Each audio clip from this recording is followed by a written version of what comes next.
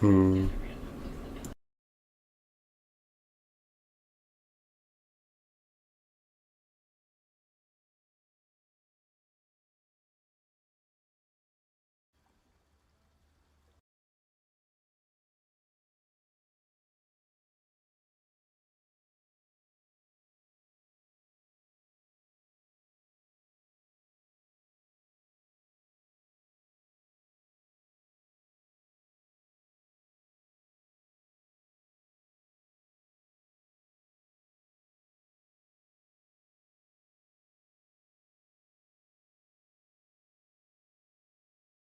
Every librarian.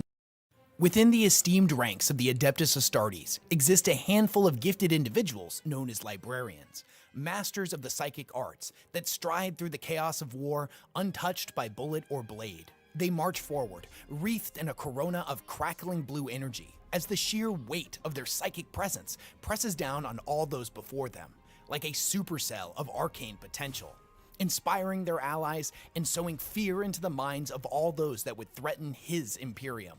They are a nuclear warhead in human form, a hurricane of supernatural fury, all wrapped in resplendent cobalt power armor. Each and every librarian is a warrior mystic, an individual with the remarkable gift to pierce the veil between universes and harness the great ocean's might to bend the laws of nature and manipulate reality itself. This may take the form of summoning storms of arcane lightning, manipulating the flow of space and time, or summoning pillars of psychic fire that reduce their foes to nothing more than clouds of ash and molten slag. They are the conduits through which destructive energies of the warp can be channeled into real space and funneled against the enemies of mankind. To be a librarian is to forever walk a perilous path. On one hand, to be blessed with remarkable supernatural abilities, but to also always be watched with a suspicious eye by those you have sworn your life to defend. It is to forever stand upon the precipice of annihilation. One single mistake, one momentary lapse in judgment. You are always a single step from eternal damnation. The librarians spend the majority of their time in deep contemplation within the sacred halls of their chapter's librarium, a repository of the vast and secretive lore of their chapter, as well as every insight into the nature of mankind's enemies that has ever been pinned.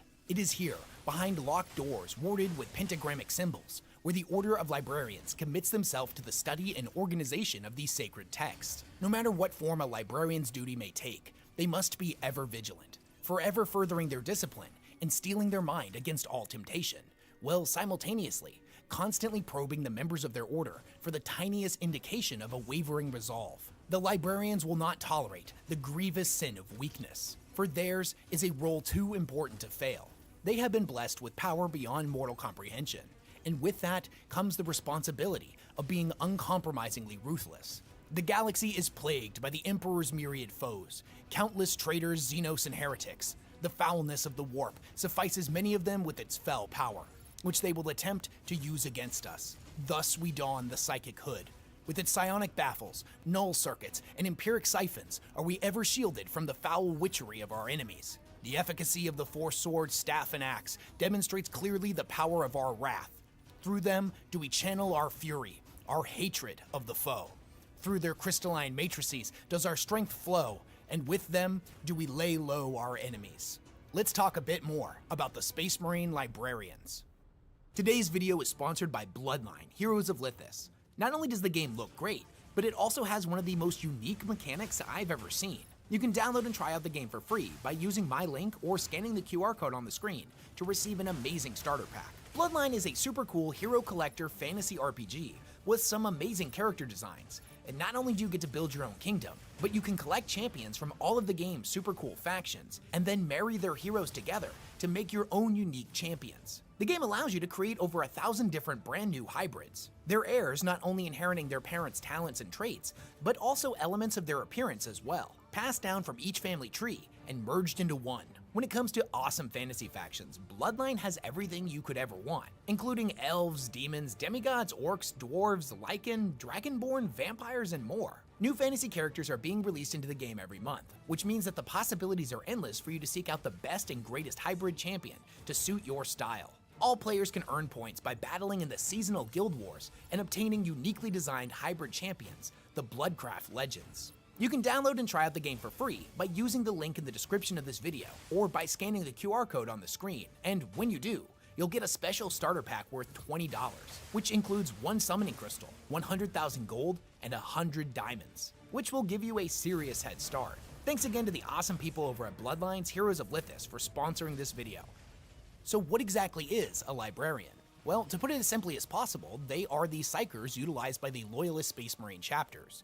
Each and every one is a psychic powerhouse that is capable of unleashing wide-scale destruction upon the battlefield by channeling the energies of the warp and directing them against the enemies of mankind. But it's a lot deeper than that. They have a lot more responsibilities than simply acting like a badass space wizard in power armor. They are also the record keepers of a chapter's history and lore, hence where the name librarian comes from. Further, they are also responsible for interstellar psychic communication. Without their and the Astropath's efforts, the Space Marines would not be able to call for aid or deploy where they are needed. It may not seem like a big deal at first, but one of the most important roles fulfilled by the librarians is the screening of young aspirants that are to be inducted into the chapter for psychic potential. Compared to the masses of humanity, psychers are relatively rare. But even rarer still is a psyker that has the potential to master their esoteric gifts. The librarians must be absolutely merciless with the screening process, as to let through a juvenile psyker with a weak will is to potentially invoke cataclysmic disaster. This could take the more obvious form of the individual being unable to control their massive reservoir of power, which then in turn leads to a physical disaster that could instantaneously end the lives of everyone aboard the ship, or worse, jeopardize a critically important mission at the worst possible moment. The more important thing to bear in mind here is that Space Marines are created with reused gene seed. A weak-willed psychic individual being blessed with one of the samples from the chapter's gene stock could risk permanently mutating and corrupting it, and then in turn after their death, the gene seed would spread through the new recruits, eventually condemning a once powerful and revered band of brothers to just an unfortunate footnote in the Imperium's history. Although psychic aspirants that would go on to become librarians can come from just about any walk of life, one of the most common ways they are recruited is being taken from the Scholastica Psychana. These young men would have most commonly been psychic individuals from across the galaxy that had been gathered up and brought to Terra by the fleet of black ships commonly associated with the Sisters of Silence and other witch hunters. The purpose of these crusades is to cull the psyker population within the Imperium, as a rogue, unsanctioned psyker can be incredibly dangerous. Most of those taken by the ships will end up being sacrificed to the Golden Throne, thus contributing their psychic essence to the Emperor, helping him keep the Astronomicon lit and the forces of chaos at bay. Not all of them will suffer this fate though, as many of the psychers will be deemed suitable for training, and after entering the Scholastica Psychana may be trained in a variety of different paths, eventually becoming what is known as a sanctioned psyker.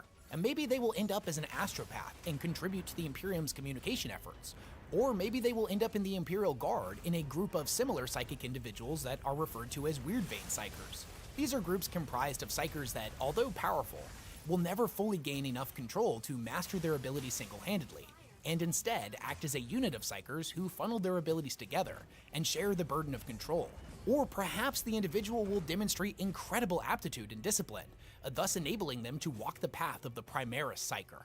Exceptionally rare individuals that have the willpower and resolve to not only master the psychic arts, but the endurance to bear the considerable burden their responsibilities will demand of them. If the psyker in question is young enough, male, and possesses both an incredible aptitude for psychic power and a discipline seemingly wrought from steel, then they may be considered to be inducted into the Space Marine chapters as a new librarian.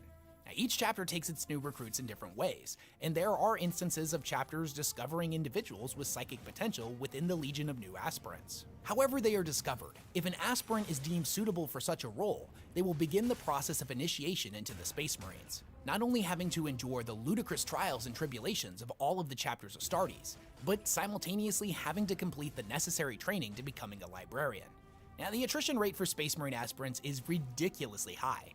The numbers vary from chapter to chapter and are not really well defined, but a ballpark figure would see out of thousands of aspirants, maybe 15 making it to the rank of neophyte, and out of those 15, maybe 3 to 6 will become full-fledged Space Marines. Even more so than that ridiculous figure, it is said that with the librarians, the attrition rate is far higher. These psychic trials will push the aspirant far past their limits, and failure is met with a fate far worse than death, as the malign entities of the warp see the souls of such individuals as a precious prize indeed. Every single psyker that exists has a small link to the warp within their mind, with which they can pull its energies into real space. Every time they utilize their gifts, they are opening themselves directly to the dark forces that dwell there. The recruit must learn to quickly shield themselves from such entities, lest they be open to either their influence or, far worse, demonic possession. There are even tales of psychers who have lost control to the point where their body, mind, and soul are ripped apart in such a horrific fashion that the footprint they held within the physical universe twists and contorts into a warp portal, with which the spawn of the Immaterium can rip their way into our galaxy in a full-blown demonic incursion. This danger is so great that even after being inducted into the Space Marines, the librarian will undergo years of grueling training within their chapter's librarius to learn to better shield their minds and souls. Because of the insane attrition rate and the inherent risk of utilizing psychers in any capacity, many chapters forego using them in their entirety.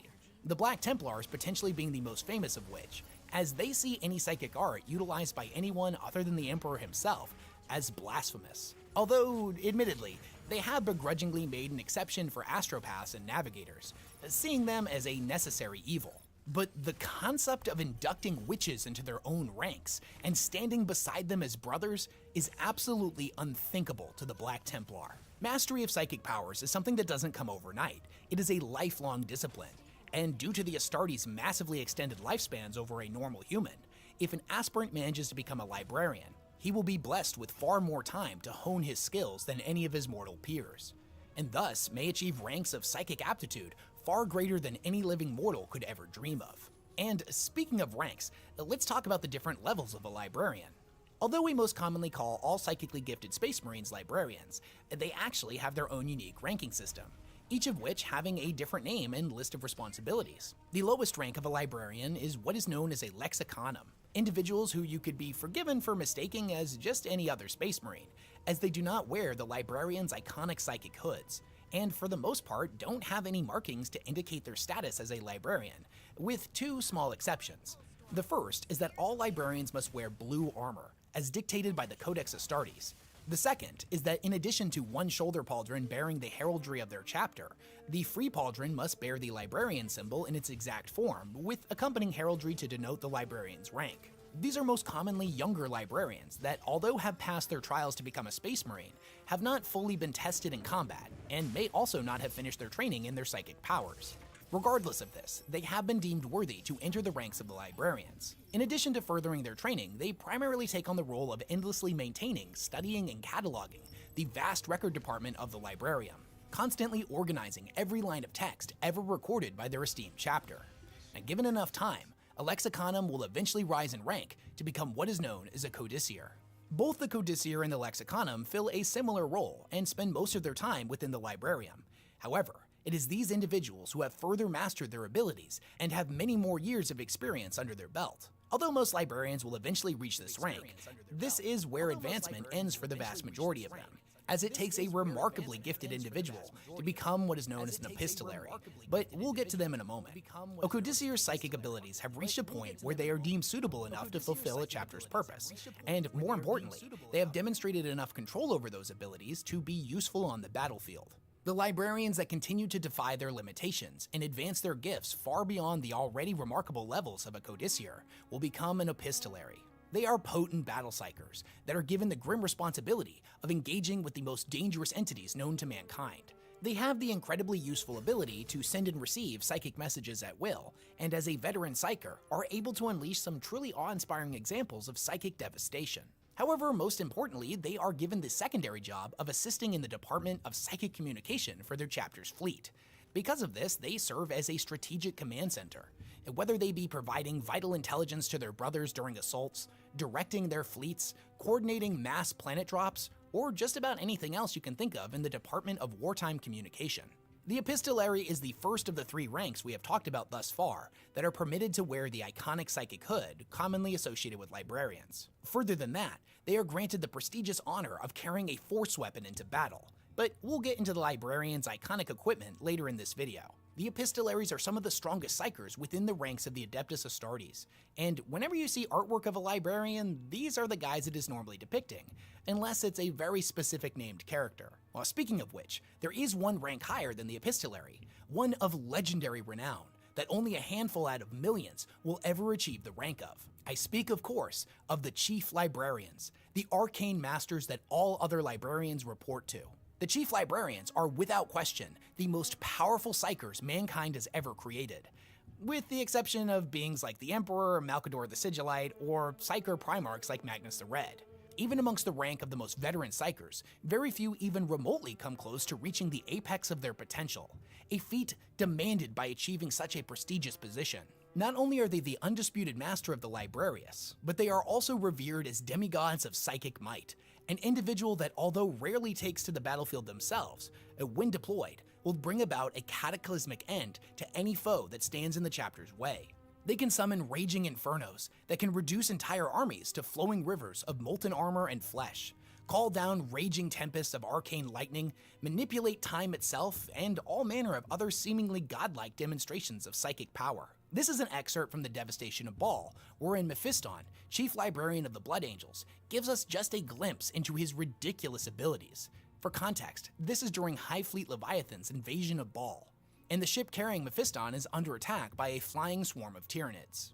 "I shall return in a few moments, brothers," said Mephiston. There were warriors from other chapters within the Thunderhawk who had never seen Mephiston in action. Miraculous grinned at their reaction as Mephiston unlocked his boots from the floor and strode towards oblivion. Empyric energy coursed through the transport hold, Mephiston its focus. With a crackling snap, wings of ruby energy unfurled from his back, and Mephiston leapt into the air without breaking his stride, drawing the sword Viderus as he took flight. "He really will return in a few moments," said Raculus. He focused his attention once more on the feed from the Thunderhawk's external sensors. Propelled by the limitless power of the warp, Mephiston streaked past the gunships. A storm of red energy built in front of him, trailing streamers of gases chilled out of the atmosphere. The Lord of Death held out Viderus before him, his ethereal wings beating with firm, steady strokes, out of time with the great speed he was traveling. A wordless, psychic shout roared from Mephiston's powerful mind, and the storm around him expanded into a broad globe, shaking the Thunderhawks. Writhing energy passed through their airframes and sparked from the Psyker's armor within. The Lord of Death's power concerned Raculus. He spent his quiet hours wondering if the being he called a master and a friend truly was on the side of the angels. The storm stabilized, making a barrier around the Thunderhawks. It flickered with eruptions of pink and red lightning and grew fiercer as the aerial swarm approached. The Tyranids would attempt to slow or stop them if they could not destroy the Thunderhawks outright, until the pursuing swarms caught them up and the heavier, slower flying beast could be brought into play. Then the Librarians would be finished. Such a tactic had probably worked 1,000,000 times on 1,000,000 devoured worlds in the past, but there was only one Mephiston, and the hive mind had yet to experience the full potency of his wrath. Raculus lit his empirical senses, brushed Mephiston's mind briefly, for to push deeper invited death at the Chief Librarian's own hand. The chill, cold fury of Mephiston's rage outmatched the hunger of the hive mind. Raculus even thought that it could dull the light of the Astronomicon itself. The warp heaved around them. The hive mind's vastness had calmed it to doldrums, but Mephiston stirred it into a psychic hurricane. The Tyranids shrieked as they neared their prey, weapon symbiotes extending from aerodynamic housings. Claws flexed in anticipation of the kill. Maws glowed with building bioplasmic generation. Into the swarm the globe of energy went. The skies flashed for 100 miles around with unnatural auras. The Tyranids disappeared as Mephiston's wrath consumed them. Most of those present knew this ability as the Blood Lance, but none of them could wield it like Mephiston did. A tremendous electric roar shook the craft as the storm bored a hole right through the Tyranid swarm. Greasy ash thumped against the ships, and the Librarians moaned as they fought to keep hold of their souls, while immersed in the ambit of Mephiston's overwhelming power. The Thunderhawk bucked, and they were through. On the ship's view, Raculus saw clear sky ahead. The storm winked out, and Mephiston turned back towards the ship. Now, full disclosure, right after this event happened, Mephiston was basically completely drained of his power. The narrator says that all psychers have limits, and he had certainly reached his. But even still, it's frightening to think of just the sheer overwhelming levels of power a Space Marine librarian can eventually achieve. And speaking of psychic powers, the abilities utilized by psychic individuals are incredibly vast and seem to be limited only by the individual's imagination or specific skill level. Regardless of the psyker's background, or in some cases even species, just about every psychic power that has ever been documented can trace its origin in at least some regards back to one of 5 major categories, that being biomancy, the art of sculpting and or manipulating flesh to conform to one's will; divination, the art of gaining glimpses into the past, present, and future; pyromancy, the art of manipulating heat and flame; telekinesis, the ability to translate thought into physical force; and telepathy, the ability to read and control minds, as well as project thoughts at great distance. These groupings of powers can then be further categorized into what are referred to as disciplines, the most common of which amongst the librarians are the librarius discipline, which pulls information and closely guarded secrets from the chapter's most sacred texts in order to generate their abilities. Some examples of these powers include the Veil of Time, wherein the librarian projects his will on the passage of time, taking in each and every strand of fate and understanding to determine future events before they come to pass; or the Fury of the Ancients, wherein the librarian calls upon the myths and legends of his chapter's homeworld in order to conjure a monstrous avatar wrought from psychic energy. Another commonly utilized discipline of the librarians is that of technomancy, wherein the librarian is able to affect machine spirits and bend them to his will. The powers include the Blessing of the Machine, wherein a dormant machine spirit is coaxed into vital life through the librarian's mental impulse, rousing it from its slumber and unleashing the machine it is attached to onto the battlefield; or Reforge, wherein the librarian communes with the machine spirit in order to soothe its pain and mend any wounds the machine may have obtained. There is also the Fulmination discipline that centers around the conjuration of arcane lightning derived from the warp to obliterate the librarian's foes. This can be used both defensively and offensively. On the attack side is an ability known as Lightning Arc, wherein bolts of warp lightning leap from the librarian's eyes and mouth before violently arcing in an electrically charged tide through the enemy ranks. On the defensive side, there are abilities such as the Conjuring of Electrical Shields, whose energy can be used to protect the librarian and his allies against melee attacks, and even ward away bullets by manipulating their trajectory. More advanced uses of this discipline can take the form of Electrical Displacement, wherein the librarian bends the powers of the warp through an eldritch bolt of lightning, and is able to travel upon it, flashing across the battlefield instantaneously. Finally, there is the Geokinesis discipline that allows a trained librarian to manipulate the very earth beneath his feet. Powers include Landquake, where the librarian stamps down upon the ground and triggers a violent shockwave that ripples forward, knocking enemies off their feet. There is also the power known as Warpquake that sees him focus on a building or fortification before balling his hands tightly into a fist.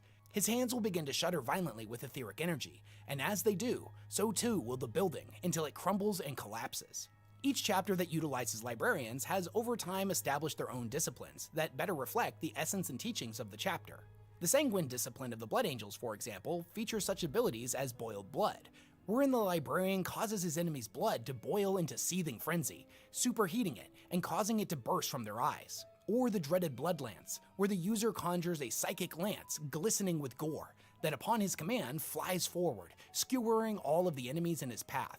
In interest of not adding too much time to this video, I'm not going to go over every single power utilized by the various chapters, but I will tell you my personal favorite. It comes from the Space Marine chapter known as the Carcharodons, a chapter that is also lovingly referred to as the Space Sharks. They have some pretty interesting powers that call upon the oceans of their long-forgotten homeworld. The first is called From the Depths, and it allows a Carcharodon librarian to cloud the mind of his adversaries with a suffocating mental darkness. They will then be bombarded with mental imageries of the watery depths, numbing cold, and visions of massive oceanic predators. The terrifying sensations amplify their fear and leave them paralyzed, rendering them completely defenseless against the incoming tide of space sharks. They also have a power known as the Rending Maw, where the librarian calls forth the avatar of a massive predator from the deep oceans. It erupts from the ground beneath his enemies, the stone and dirt reforming into the shapes of jagged teeth that snap shut, consuming everything in a shower of viscera and gore, before dragging everything in the area of effect back down beneath the ground. Before we get a little bit deeper, I think it's probably important to make a distinction between a psyker and a sorcerer, as when you look over on the chaos side, their equivalent of librarians are known as sorcerers. This admittedly is a distinction that is as important as it is frustratingly vague at times, but I'll do my best to put it in perspective. Now, each of these individuals is pulling their power from the warp, but they do so in different ways. A psyker, or in the context of this video, a librarian, is a person whose power comes from years of study and discipline, constantly honing their abilities little by little to achieve incredible results. A sorcerer is somebody that, although may practice in a similar way, can take a shortcut to even greater powers by making deals with the entities that dwell within the warp. Payment for power can come in the form of some form of pact, a ritualistic sacrifice, or any of the other things you can imagine a bartering demon would ask for. Sorcery, in simple terms, has much greater potential for destructive power, but it's also chaotic and unpredictable. To take these shortcuts is not only to open oneself fully to corruption, but it is to wield abilities oftentimes too powerful to be controlled properly. The Psyker spends a decade learning how to levitate a pebble successfully, with very little risk of suffering the perils of the warp. The Sorcerer enters into an agreement with a demon, and thus can lift a boulder with maybe a week or less of practice. But they give up a portion of their soul each and every time they do it, and considering the fickle nature of the ruinous powers, when they go to do so, it's very likely they might accidentally turn themselves into a gibbering chaos spawn instead. This is admittedly a pretty simple analogy and is not exactly perfect, but this is also an area of the lore that isn't really spelled out for us. So hopefully that kind of puts things in a bit more perspective for you. Okay, so with that out of the way, let's talk a little bit more about the Librarian's Center of Operation, the Librarius or Librarium, depending on who you ask. It is the place where all of the knowledge the chapter has ever gained and every insight into its history is stored. These are incredibly secretive places where very few, even amongst the members within the chapter itself, are ever granted access to. This is a place where ancient tomes, scrolls, and data crystals are stacked from floor to ceiling and meticulously organized by the lower-ranking librarians. Due to their secretive nature, the members of the Administratum can only make educated guesses on the content stored within a librarium. Thus, the histories of many chapters continue to go undocumented by the larger Imperium. Also deep within a librarium is another even more well-guarded chamber, where all of the secret objects, relics, artifacts, and trophies deemed too dangerous for the eyes of any but the chief librarian are stored. These can take the form of demonic and/or Xenos weaponry, profane texts, legendary artifacts, or any number of other dangerous relics. The knowledge that such items are contained here, but they're given a lack of insight into their nature, is something that has caused a great deal of friction between the Space Marine chapters and the Ecclesiarchy. The Librarius is also the place where the vast armory of force weapons and other esoteric equipment utilized by the librarians is stored. Force weapons can come in a wide array of different forms, such as blades, staffs, and axes, to name but a few. They are each psychically attuned to a specific librarian, and are thus rendered useless in the hands of just about anyone else. The force weapon allows them to funnel the entirety of their psychic might into a focused point directly into their enemy. They do this through a device built into the weapon called a psi convector. It normally takes the form of a serpentine pattern across the surface of the weapon that concentrates and directs the librarian's psychic energy. Becoming attuned to such a weapon is an incredibly difficult task, even for the most skilled of librarians, and can take months or years of dedicated practice. The difficulty is compounded even further if this is not a new blade, and instead is one being passed on to a new wielder. The effects are well worth the dedication, however, as a librarian with a force weapon can strike down even the most dangerous and well-armored targets in a single strike. The psychic hoods they wear, on the other hand, are a strange arcane device that serve a few different purposes. Not only are they able to greatly boost and assist in the proper channeling of a librarian's power, but more importantly, they have a nullifying effect on enemy psychers within range, interrupting their connection to the warp and making it more difficult for them to channel their abilities. Much like how every chapter has its own unique history and set of traditions, librarians can take on different forms and roles within their respective chapter as well. Now, for example, the role of a librarian is filled by the rune priests within the Space Wolves. They believe the powers they wield derive from their homeworld of Fenris, or rather from the Sea of Souls. And in a lot of regards, they don't actually consider themselves to be psychers. Additionally, when it comes to their librarium itself, they don't tend to value written records like other librarians do, instead relying on the ancient tradition of oral storytelling. A rune priest who is early in their training is known as a skald, and part of the skald's training is to journey to each and every great company and spend one great year with them. They will spend that time amongst the brothers of the company, hearing and memorizing every single one of their great sagas. At the conclusion of the great year, they will journey to another great company and repeat the process. Eventually, the rune priest will have encyclopedic knowledge of all of the lore of the Space Wolves, and through their words will they teach the wisdom of their ancestors to all of the new recruits and their battle brothers. Likewise, the Storm Seers of the White Scars take on a more shamanistic role within their chapter. Like the rune priests, they believe their powers come from their homeworld of Chagoris rather than the warp, and thus practice psychic disciplines that emphasize the manipulation of the elements. In both accounts, the calling upon powers from their homeworld rather than the immaterium is believed to offer them a considerable level of additional protection from the malign entities within the warp. The Stormseers are revered members of the White Scars, who emulate the holy men that rode the plains with their Primarch Jagatai Khan before the Great Crusade. These men are called upon every 10 summers to witness the tribal warriors of Chagoris that would seek to become White Scars. It is they who choose the most worthy to become brand new Space Marines. Additionally, whenever one of the White Scars leaders that are known as Khans are killed, it is the Stormseers that elect who will replace them.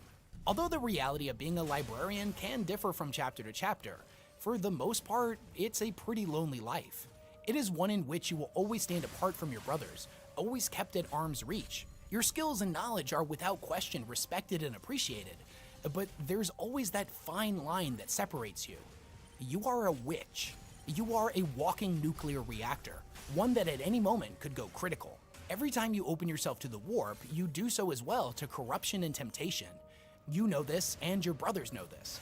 Thus, you are always viewed with suspicion and mistrust, even if it's only simmering beneath the surface and not readily apparent to mortal eyes. The way librarians are viewed by their non-psychic brothers is a duality that is equal parts interesting and admittedly sad. It's not that they're not respected, far from it. They are the keepers of the chapter's history, and they have been blessed with remarkable talents in which the chapter can utilize.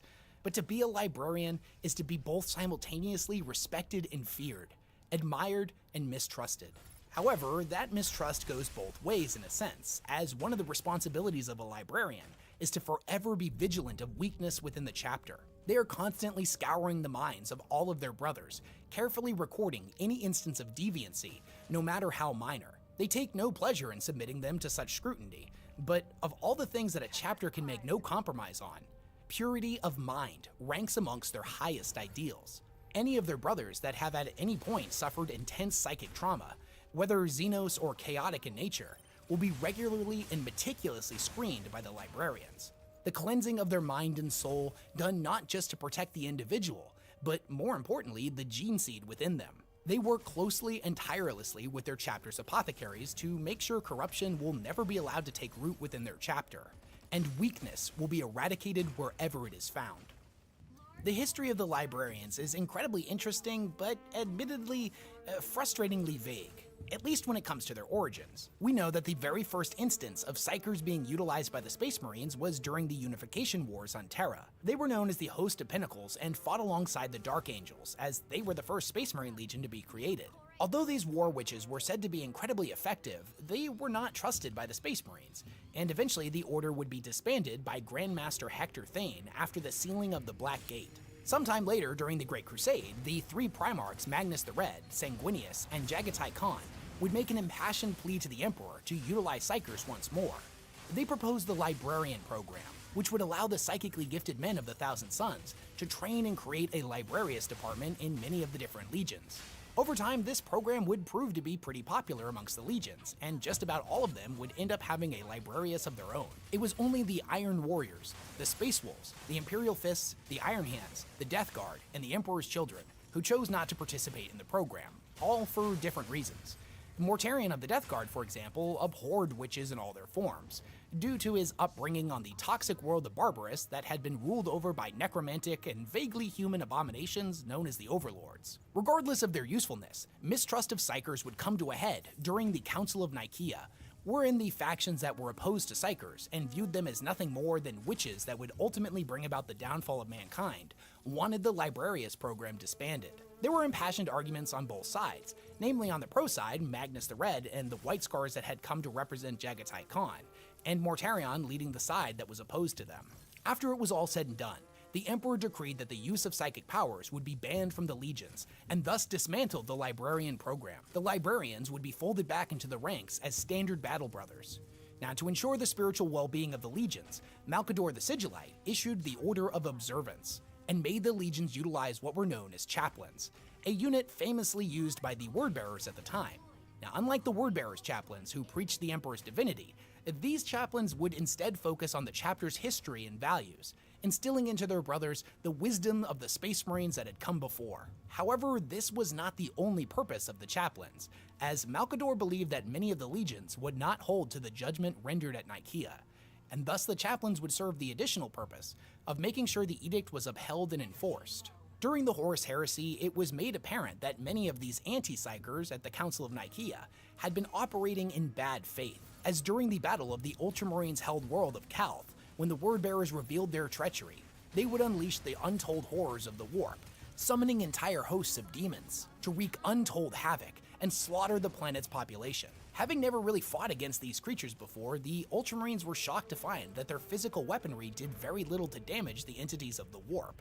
Their Primarch Guilliman realized that in order to fight this new threat, that they would need to fight fire with fire. The psychic disciplines of the Librarians were the greatest weapon they had against the demonic invaders, a fact that the traitors at Nicaea had definitely been aware of. The Librarians would rise once more, and would ultimately play a major role in the defeat of Horus's rebellion at the Siege of Terra. Now, I'll fully admit here that in my research I have yet to find any evidence that the Council of Nicaea was ever openly overturned. And if you know of a source on this, I would love to read about it, so let me know down in the comments below. As far as it stands in the 42nd millennium, the decision of whether or not to utilize librarians seems to be left up to each individual chapter. To me, the librarians are possibly one of the most interesting aspects of all of the Loyalist Space Marines. On one hand, they are vastly more powerful than any of their peers, equally as skilled with bolter and blade, yet able to bend reality to their whim. Yet they fight an unseen battle every minute of every day for their very souls, constantly subjecting themselves to all manner of torturous ritual and arcane warding to hold back the demons that wish to invade their minds. As their powers continue to grow, and their aura glows brighter within the warp, they become ever more of a desired prize for the malignant entities that dwell just beyond the veil of our reality. If they should ever falter, if at any moment they lacked certainty in their purpose, if for just a second they stepped off of the path set before them by the Librarius, the resulting consequences would be disastrous. Thus, they must always remain vigilant. They must be constantly working to maintain their resolve and heighten their already inhuman levels of discipline, cutting their minds off from anything that would distract them from their ultimate purpose.